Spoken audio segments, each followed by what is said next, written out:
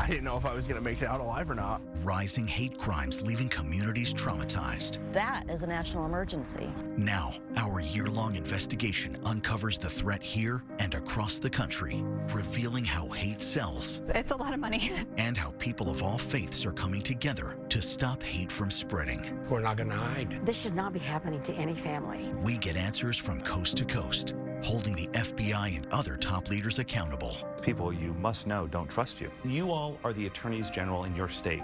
Are you doing enough? Now, a surge of support is on the way to defeat hate in our homeland. Can't stop, won't stop. Welcome to this special report, Hate in the Homeland. We're coming to you from the Lincoln Memorial on the National Mall, where Martin Luther King Jr. gave his famous I Have a Dream speech, advocating for civil rights and denouncing hate.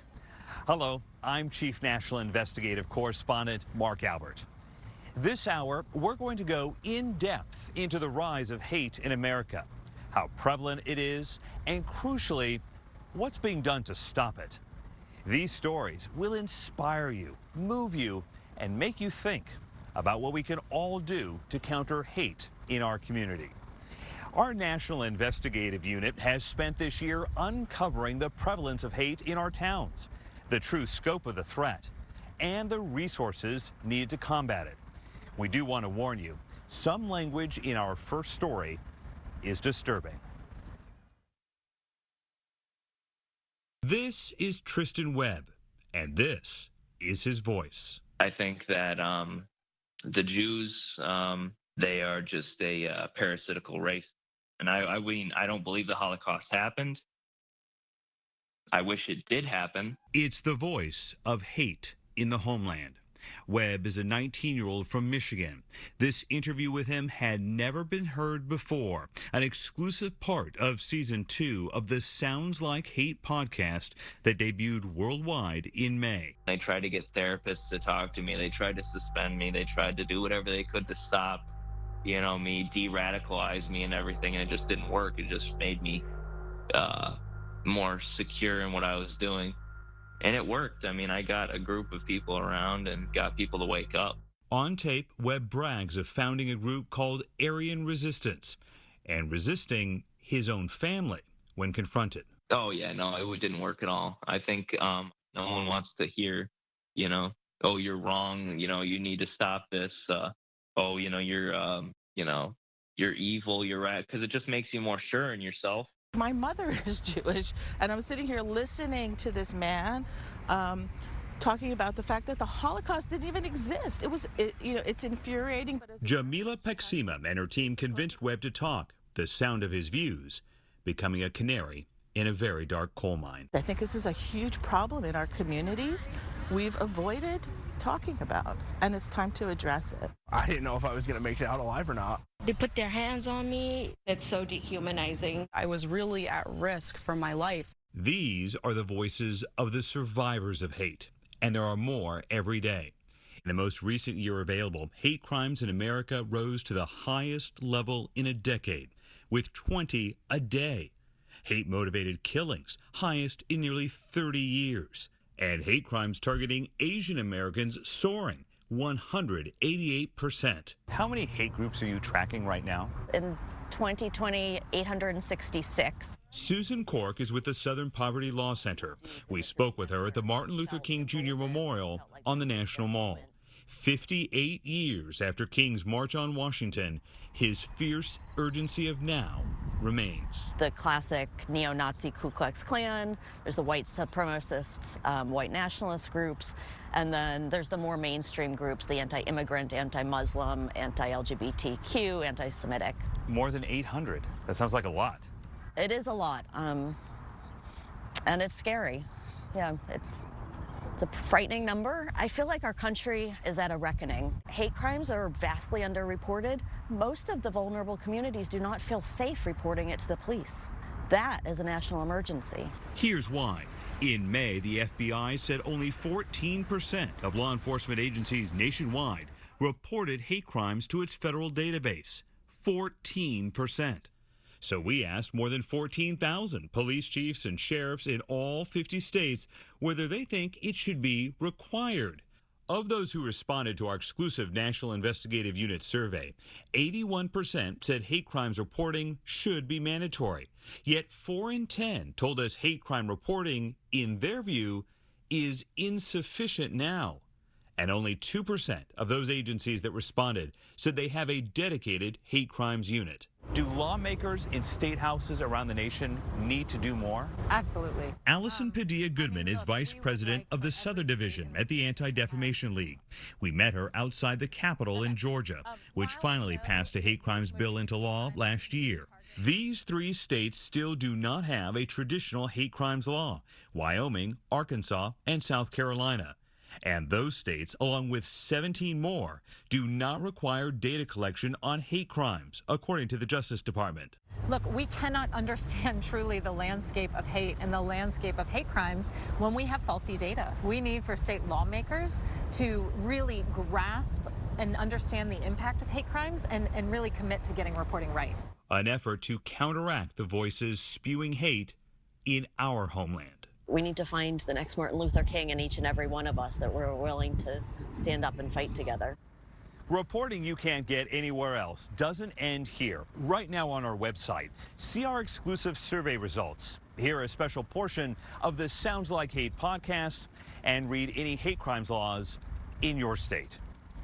Now another story in the fight against hate you'll only see here. The FBI revealed first to us new steps it launched this summer to combat hateful acts in every state, and allowed us to go where reporters are usually not allowed: inside sensitive agent training.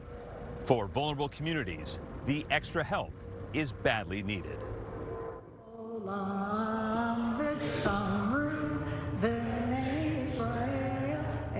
This is the sound hate could not silence. The flame of faith is still being lit here at Temple Emmanuel Synagogue in Pueblo, Colorado. Richard Holzer tried and failed to snuff it out in an act of hate, telling undercover agents he wanted to, quote, get that place off the map. In February, a judge sentenced him to 19 years in prison. We're not going to hide. Mike Atlas-Acuna is president of Colorado's second oldest Jewish congregation. He's the one who told Rabbi Bertie Becker of the planned bombing that day in 2019. What went through your mind? I was incredulous. We've been here since the 1800s. We're not going anywhere. It's hard for me to understand how someone could hate that much. Holzer repeatedly expressed his hatred for Jewish people. The attempted attack is now a rallying cry for the Justice Department's #3 leader, who used it in June to press FBI agents, prosecutors, and intelligence analysts to combat the rise of hate in the homeland, starting with talking to those in blue. Approach each and every law enforcement agency in your district that reports zero hate crimes or does not participate in hate crimes reporting. That outreach to local police and communities across the country is just one of several FBI initiatives that launched this summer. Put in the work. Omar Montgomery, head of a local NAACP chapter here, is one of the community leaders who will be watching that outreach. We know that there's a huge distrust between the African American community and law enforcement. Once the reporting is taken seriously and there's a thorough investigation, we can begin to heal those gaps between the community and law enforcement. Do you have enough resources right now to fight hate crimes? Deputy Assistant Director Jay Greenberg is leading the Bureau's new anti-hate effort, now designated a national threat priority. There's never enough resources. Greenberg detailed for us 6 new initiatives. All current FBI agents will get added hate crimes training. New agents will get it at the FBI Academy. Fresh outreach to community groups. Contacting every local law enforcement agency that has not reported hate crimes data to ask why. Additional help to local police to report and investigate hateful acts. And a nationwide anti-hate ad campaign, in part to encourage often reluctant victims to come forward. Rebuilding community trust in the law enforcement that's there to support them and ensuring that those communities will bring forward these reports of hate incidents and hate crimes so that we can help address it with them. But some of those people you must know don't trust you. Some of those people today might not trust us. And although there have been bad actors who have made poor decisions in times of crisis, or brought that and tarnished our badges. That is not representative of law enforcement nationwide, and we would ask for the community to give us a chance to prove that. Greenberg invited us to join him in Denver as he oversaw the first of the FBI's new hate crime and civil rights training conferences. We were the only journalists allowed in, and we watched as speakers stressed the urgency of the moment. We are faced with a crisis of hate in this country. This is the first conference of its kind, right? That's correct. Mike Schneider heads the Denver field office in a state with a 74% increase in hate crimes. That statistic is, I think, demonstrates that we have a lot more work to do. No one knows the struggle against hate better than the Shepherds. 23 years after homophobic attackers beat their gay son Matthew, strapping him to a Wyoming fence and leaving him to die, hate is ascendant across the homeland. So Judy and Dennis Shepard came here to Denver to speak directly to the agents on the front lines. The trust that you build in these various communities is critical. We are a family who lost a son to hate in the most violent, brutal way imaginable. This should not be happening to any family. So what we're hoping is that by storytelling of what we went through, that they might have a better understanding of what other folks are experiencing as victims of hate crime. As a chief, you may not have bias, but the people below you, your staff, your officers, your office personnel may have that. And they said no. I thought about it and said, you know, you're right. And I need to start setting the example myself, and I apologize. And this is in a major city. They apologized to you? The police chief did, yes. The sound of penance from one chief and a chorus of resilience from communities that refuse to extinguish their faith, no matter how strong hate blows. I know that what's happening now in the country will eventually die off, and we'll see better times, because that's who we are as Americans. And you will hear more of the Shepard family's incredible mission a little later in the show in their own words. And it's not just the FBI launching new initiatives. Coming up, we show you the new efforts in communities across the country to tackle the rise in hate. Then, some would argue we're not doing enough right now. A candid conversation with attorneys general from 7 states on what more they can do to fight hate and where they've fallen short. Plus, this looks like a lot.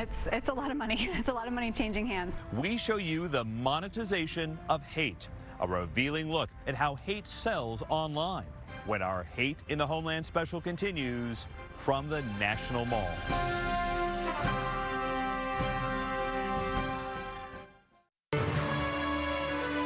Welcome back to this Hate in the Homeland special on the National Mall. All this year, we've been reporting on anti-hate initiatives, not just here at home, but around America. So we asked our reporters across the country to spotlight some of the ones that caught our attention. Take a look. I'm Trey Ward in Maryland. FBI Baltimore starting a new initiative to address the concerning spike, launching a hate crimes awareness campaign that is going statewide. It's very important for people to alert local law enforcement and the FBI to any kind of hate crimes, because not only hate crimes is it devastating to the victim, it also intimidates and threatens communities as a whole. And the FBI's focus is on minority communities, like here in Highlandtown, where they passed out these flyers so that potential victims could easily report hate crimes. And we are getting them translated into several other languages as we move throughout this program. Using different platforms to meet potential victims where they are, such as billboards and ads on buses, radios, and social media. I'm Ariana Hasso in California. Racism should not be tolerated within our schools. Students, parents, and activists all came together at the Salinas High School board meeting. I don't feel safe at school anymore, and I don't want to go to school. One parent set up a display of black dolls on the front lawn, saying the incident is triggering. This is not just one isolated incident, and I need people to understand that. It just happened to be at this moment where it caught fire. We would expect that the parents of those children would have a sit down with these kids. If you want us to be very honest, this is not just a Salinas High problem, and we've been speaking out about this for a very long time and been ignored. I'm Leanne Denyer in North Carolina. Winston-Salem's chief of police, Katrina Thompson, says it's not enough to tell the community that she and her officers serve to trust the department. She wants the community to feel it. We want to do all that we can to make sure that we're welcoming and that we're showing support and to be allies. As a first step, Thompson says she has 3 officers working to do more outreach specifically with members of the LGBTQIA+ community. We realized that we did not have anything in place where we could reach out to the LGBTQIA+ community and where they felt safe and felt that they could come to us. I'm Patrick Palantonio in Wisconsin. How prevalent are hate crimes in Wisconsin? Part of the answer is we don't know. Data from the State Department of Justice looks at hate crime offenses and victims, people targeted for different reasons, race, sexual orientation, and religion, to name a few. Numbers going back 5 years show an increase in overall hate crime offenses every year. Throughout the country, reporting on hate crimes has been inconsistent. I think there's uncertainty as to exactly when crimes should be reported as hate crimes. Wisconsin Attorney General Josh Kaul is part of a bipartisan coalition of attorneys general supporting the No Hate Act, federal legislation to help states, local governments, and law enforcement in areas like hate crime reporting and prevention. This would fund efforts to provide additional training so that people knew exactly what to look for when they were investigating potential hate crimes. It would also help with public education so that people knew when to report potential hate crimes. I'm Matt Lapoli in Florida. Richard Harris is a professor and pastor in Central Florida, but he was once part of the KKK. By the time I was 18, they had groomed me to be the second youngest Grand Dragon in the Klan. A few years thereafter, though, growing into adulthood, he realized he did not belong. I became aware of how they were twisting the Bible and turning things around. Once he left, he kept quiet about his past, but when he broke his silence 13 years later to a group of students at a university where he taught, death threats followed from the KKK. He moved from Indiana to Florida to work in a church, and his life changed. He now preaches anti-racism, and he's an associate pastor at Good Hope Missionary Baptist Church in Bartow, where the congregation is mostly African American. People can change. They can change. So don't give up on anyone, but it's a whole lot better to keep someone from being radicalized than it is to try to de-radicalize them, because that's a long, hard process. Thanks to all of our reporters across the country covering this really important issue. Coming up next, we can't be quiet. You'll meet Dawn and Rick Collins. Hate killed their son and prompted an entire state to act. Then, we'll demonstrate the new tool you can use to track hate incidents in your neighborhood. Plus, an exclusive survey reveals a stunning number of police chiefs and sheriffs don't plan to do anything when our Hate in the Homeland special continues from Washington.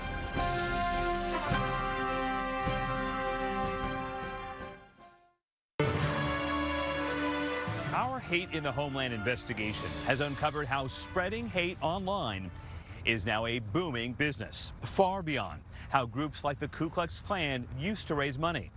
Normally, it's incredibly difficult to track how much money is flowing to individual people. But our National Investigative Unit found one website that revealed exactly how much money certain people made by posting hateful content on its platform.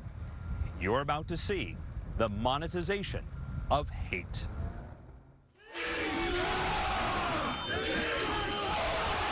On January 6th, the crush of an American insurrection quickly turned into cash.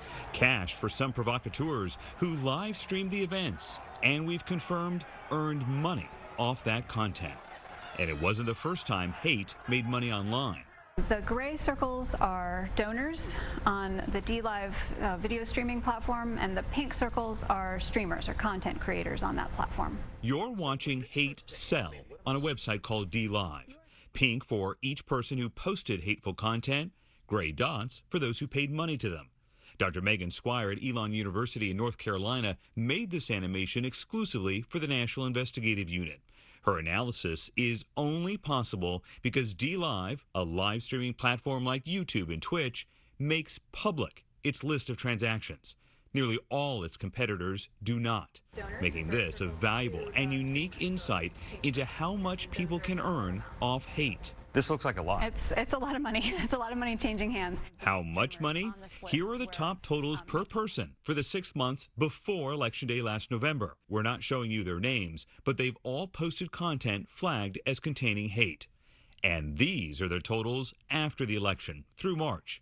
More than $866,000 for just 5 dozen people on one platform. Where is the incentive for them to stop if they're making so much money? That's a great question. So we need the companies that are allowing and promoting this kind of stuff to crack down. And it's not the clan of days of old where they're just charging dues and it's sort of off net. This is happening on basically every platform where you can make money. They're going to find a way. DLive's CEO posted an open letter after the January 6th insurrection, writing in italics, "There is no place for lawbreakers, those who would incite violence, or would disseminate hate speech, including in service of repugnant ideas like white supremacism." In a statement, DLive told us it has now added extra content monitors, increased penalties for posters who violate the rules, and permanently banned people who live streamed from the U.S. Capitol on January 6th. Many platforms face calls to tackle hate even more aggressively. They're not doing enough. Heidi Byrick is the co-founder of the Global Project Against Hate and Extremism. How many hours a day do you spend looking at hate content? Quite a few. She tracks hate content on many platforms from her home in northern Georgia, where she says she found some just before we sat down to talk on her back porch. You're saying minutes before this interview, you found hate content on these platforms? Yes. I found it on YouTube this morning. They're still there? It's there and it's monetized. Ads are running on the content. So those posters are making money off hate speech? That's exactly right. We sent the channels Byrick found to YouTube. A spokesperson told us it suspended monetization for one of the posters earlier this year, and that the other videos did not violate its policies for monetization at the time. YouTube says it's made significant progress on removing hate content, so that now just a fraction of 1% of content violating its policies is being viewed, although that's still tens of millions of views on the world's most popular video website. What's the solution? The solution is that the companies themselves take those billions of profits and use them to find this content and to enforce their policies. It's the only answer. Spending more money on hiring additional content moderators and establishing an industry standard for blocking hate and extremist content is the recommendation of a joint report in April by the Digital Citizens Alliance and the Coalition for a Safer Web. In other words, get blocked on one platform, get blocked on all. You're chasing a moving target. Definitely. Dr. Squire, the researcher who plotted the people giving money to hate speech as a bunch of gray circles, admitted to us she can't even show us everything she found on just this one website. These are only the high-value donors, so only people who have paid at least $120 on the platform. What would it mean if you plotted every donation on this map? This whole screen would be black. You wouldn't be able to see anything on it. That's why I had to remove some of the data, because it was just too much. Too much hate in our homeland. When we come back, do you feel that there is a problem getting people to come forward? There's always been a problem. The challenges, the successes, and the plan ahead to tackle hate in states across America. Hear from the attorneys general leading the fight next.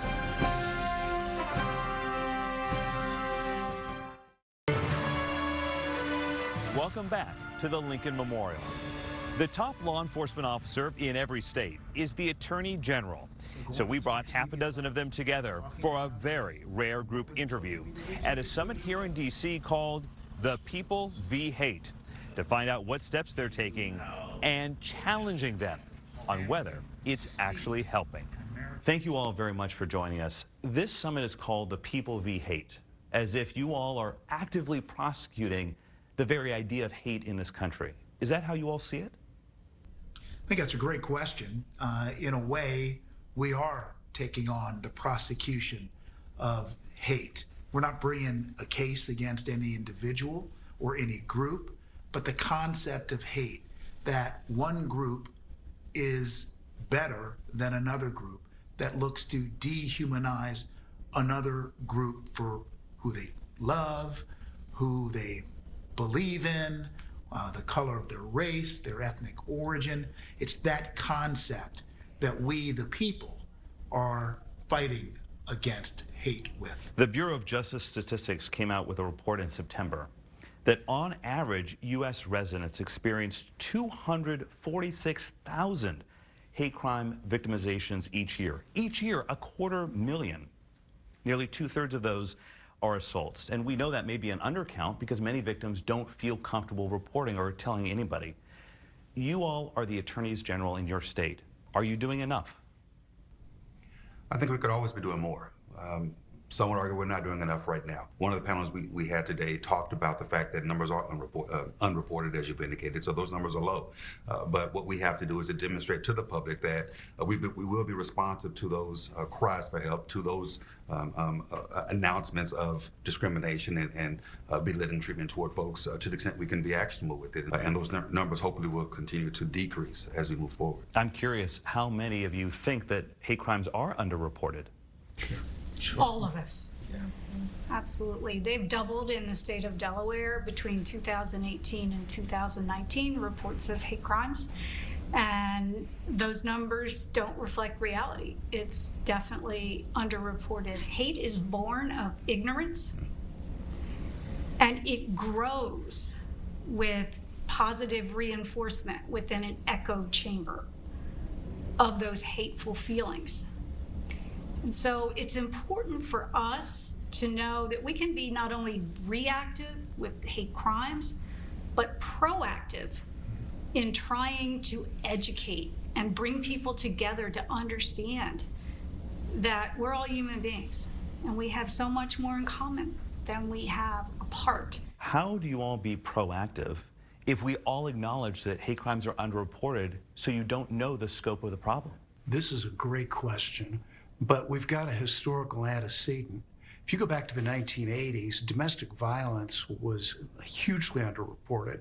It just wasn't something that was done. And what happened is prosecutors, attorneys general, advocates, people in the community, victims themselves, survivors, started speaking up and saying, this happened to me. It became less and less acceptable as time went on, as light was shined on it. Look, and I think you also have to be willing to do the cases. The public thinks you're not going to do the cases, they're not going to report it. So you've got to demonstrate to the public that you're willing to do it. And you've got to train law enforcement, to recognize a hate crime case when they see it and involve the prosecutor. In Massachusetts, do you feel that there is a problem getting people to come forward?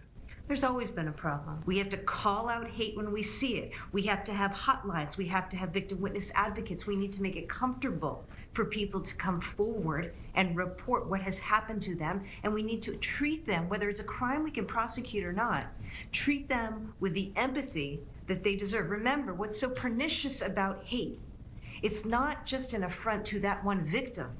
It's an affront to an entire community, and therefore the ripple effects are profound. And our country's inability to confront that only makes things worse. We also need help from our partners, especially social media companies. They bear a shared responsibility with all of us to make sure that these platforms are safe for all of us and not to allow them to become breeding grounds for hate and extremism that we know happens on those platforms. We reported in our series that in 20 states, there is no requirement for hate crimes data collection. Ohio and Delaware, according to the U.S. Department of Justice, are two of those states.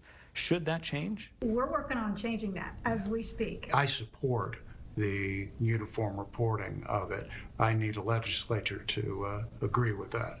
Thank you all very much for taking time to talk to us about this really important issue. I appreciate it. Thank you. All right. Thank you. We've put the entire interview with the 7 attorneys general online so you can watch more of our in-depth discussion about hate in the Homeland.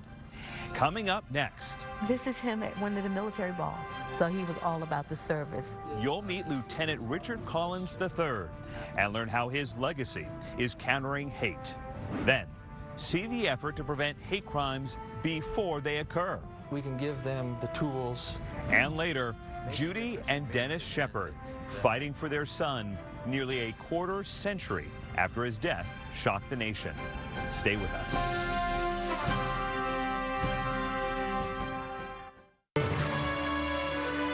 At these very steps, at this very spot, on August 28, 1963, Martin Luther King Jr., in that booming voice, with thousands before him and Abraham Lincoln over his shoulder, delivered that now famous "I Have a Dream" speech.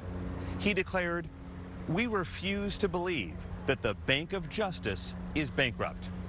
Nearly 6 decades later, many still share that view, using their own righteousness and grief to bring justice to others. At that time, no other day besides this one has brought me such joy and happiness. Second Lieutenant Richard Collins III took an oath that day to stand watch over his country. When he wouldn't stand down, wouldn't yield to a white man holding a knife in his hand and hate in his heart, Collins died, killed by 22-year-old Sean Urbanski. Collins had just taken that oath to his country 2 days before his murder. Don and Rick Collins, Richard's parents, spoke to us in the same hall at Bowie State University, where their only son took his oath. And this is him at one of the military balls. So he was all about the service. Collins's murder and his parents' advocacy led the state of Maryland to expand the definition of a hate crime last year. At the time of Collins's death, the law was too narrow to also try Urbanski of a hate crime charge, even though the judge said at sentencing, quote, "The logical conclusion is that race was a factor." It's well past time for this nation to live up to its credo that we're all created equal. You go to sleep thinking, what is it that I can do to further this cause and this passion that's in the very bowels of me?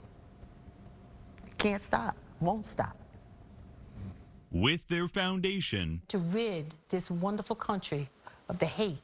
they use their voice to push for more preventative measures and stiffer deterrence. We can't be quiet. Others are speaking up now, too. Police chiefs and sheriffs across the country told us they're launching new initiatives to combat the rise in hate.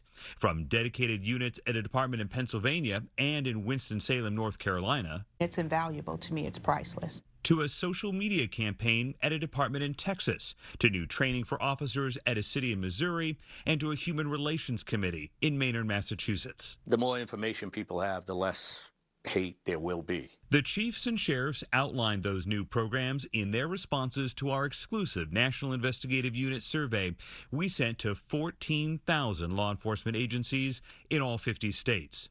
But of those who responded, only 15% said they were starting new hate initiatives. And more than 4 in 10, 42%, admitted they don't know if hate incidents in their own communities have increased or decreased, leaving a knowledge gap, experts say, waiting to be filled.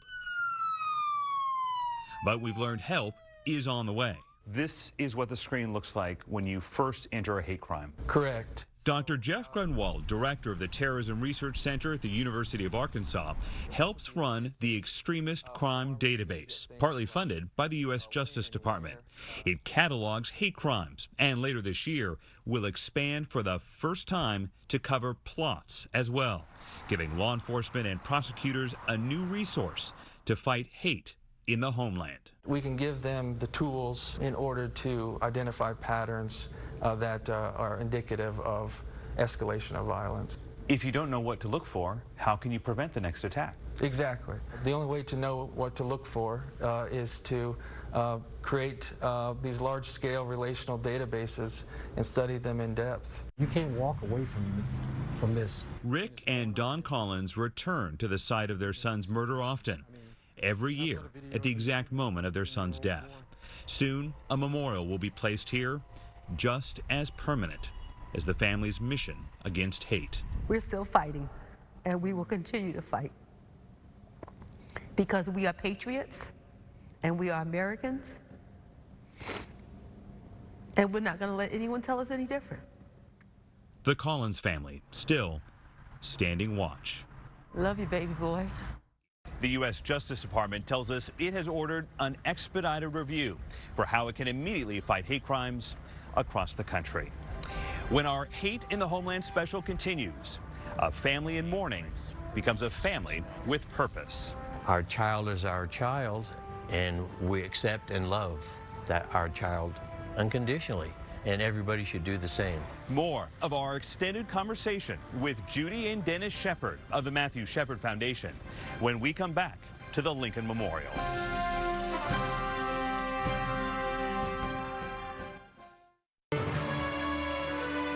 Earlier, you heard from Judy and Dennis Shepard, whose only son Matthew was tortured and left strapped to a fence to die solely because he was gay.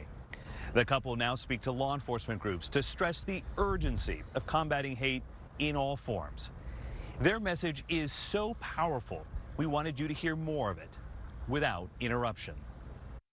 Generally, we're called on to tell our story, so it's about teaching our own story and how it affected the Shepard Bird hate crime bill, federal bill, first time inclusive of the LGBTQ community. And you know, we talked about lots of things. Matt was small. He was 5'1" or 2", 100 pounds on a good day. Loved the theater. Loved to argue. Loved people. Love politics. Loved politics. Very empathetic and upset by the way the world is not equal. That equity was a thing he thought everyone should have. Our child is our child, and there's no choice as to who our child loves or how tall our child is going to be or what color our child's eyes will be. Our child is our child, and we accept and love that our child unconditionally, and everybody should do the same. Not only do you need to educate and train law enforcement and prosecution, but you also need to educate and train the general public as to what these laws are and how they are there to protect and assist them and to assist law enforcement in investigating and prosecuting. So there's an education, it's a full circle for everybody. Yeah, it's a two-way street. The officers have to understand the communities, but the communities also have to interact with the police officers. And you can't talk to someone from the black community the same way you would talk to someone from the Latino community. There's different concerns, and you need to understand what those concerns are. You can't assume that all the marginalized communities are going to have the same concerns, because they don't.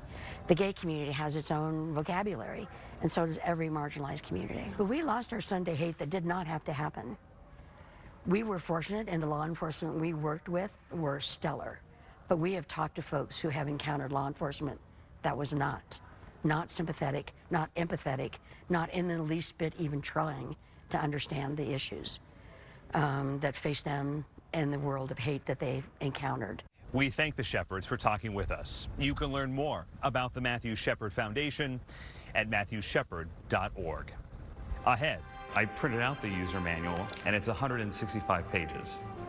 Could that be easier to use? We press the FBI on whether its database for reporting hate crimes is too cumbersome, leading to a dangerous undercount of hate in America. You'll hear from a worried police chief.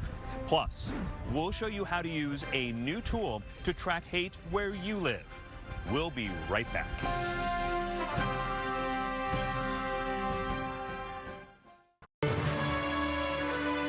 We're glad you're still with us. Our year-long Hate in the Homeland investigation has uncovered the spread of hate across America and what's being done to stop it. Now, we take you inside the federal government's hate crimes database and a new tool just launched by the FBI that you can use to track hate incidents in your community. So the public has never seen this before. That is correct. This is our first look. Yes. In order to confront hate, you first have to see it, and there's no looking away from it when it's in black and white. Hate crime is our newest page that we are going to be launching this month. Right there on the FBI's new Hate Crime Explorer page is a view of hate in communities across America. Anti-Black or African-American was the most reported. Most offenses were intimidation. Followed by destruction, damage, vandalism. By victim, by bias, by type, and by place. You can select Massachusetts, and actually navigate to individual agencies if there's a specific location that you're interested in. It's a sobering look at hateful crimes. Hard to view, difficult to look away. We don't want anyone to think that these crimes go unnoticed. Trudy Ford is letting in the light. This is the Crime Statistics Management Unit. Ford oversees the National Incident-Based Reporting System, pronounced NIBRS, a clearinghouse of crime data operated out of the hills of West Virginia.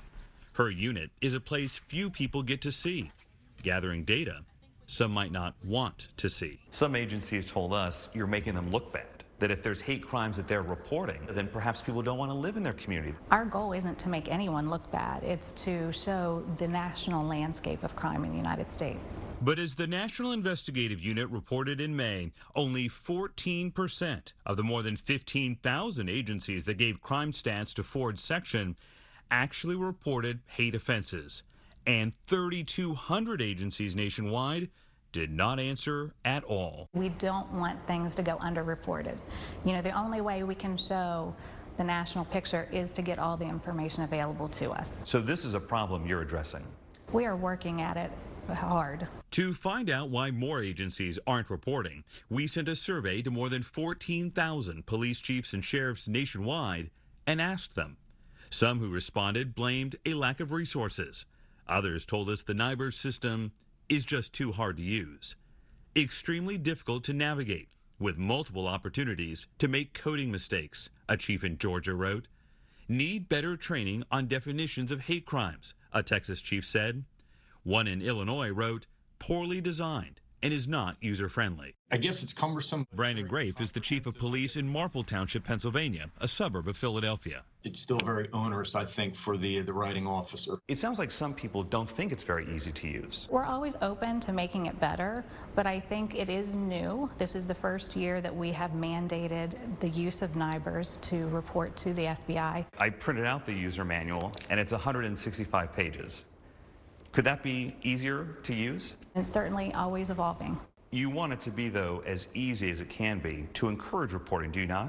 That is correct. We do. And so if some agencies say it's too hard, that may be something you want to look at. Absolutely. These 20 states do not require hate crimes data collection, according to the Department of Justice. As of July, these 27 states had pending legislation to strengthen hate crime reporting, investigation, or prosecution. In the past 4 years, some form of hate crime legislation has passed in 10 states and failed in 27. And informing future laws is one of Trudy Ford's goals for the new Hate Crime Explorer page, showing as much of the hate as possible so as to one day, hopefully, make it disappear from our homeland. As the FBI, we're really trying to make a concerted effort to get out there in the community, to talk about this, to encourage reporting. You know, it doesn't help anybody if we don't know. To use the FBI's new tool, just search online for FBI Hate Crime Explorer. We'll be right back with some final thoughts from the Lincoln Memorial.